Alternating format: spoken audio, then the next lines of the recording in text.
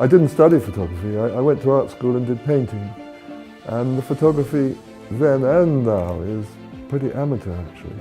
I don't know much about photography, and I don't know about all the equipment.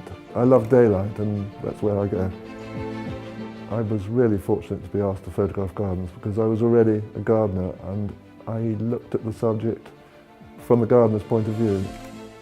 Some great gardens are collections of plants mainly and don't look particularly great in the overall photographs, whereas others, which are very photogenic, have very simple design and focal points that pick up in photographs.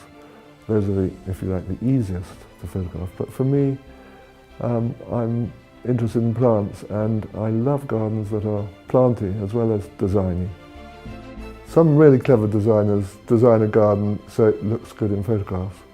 And an example of that is Rosemary Leary's garden, Barnsley House, which I used to photograph very much in the 80s and 90s.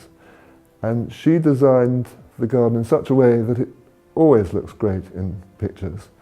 On the other hand, there's so much going on in the garden that we all had to use pretty wide-angle lenses to take the pictures.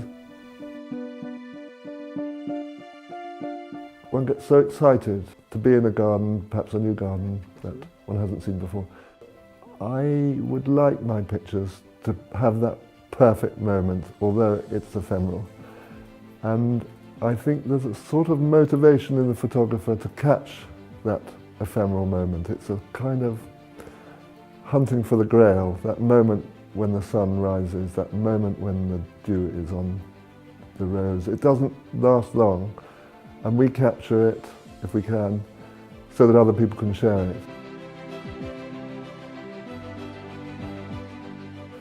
For design gardens that I really admire, 30 years ago the answer to your question would have been the obvious ones of Barnsley House, Sissinghurst, Hadstone. That was a miraculous garden. And Hidcote. All those I've loved being in it, but now I'm really enjoying much more contemporary gardens, those designed by Tom, Stuart Smith and Christopher Bradley Hull, for instance, and Dan Pearson. I've been very lucky to see quite a lot of those gardens, and every time I'm in them I get excited and say, I would say at the time, this is my favourite garden. When I heard about the John Brookes Lifetime Achievement Award, I thought of John Brookes's lifetime achievement and what a marvellous contribution he has made, both as a gardener, designing Denmans and other gardens, and also, of course, as one of the greatest garden writers.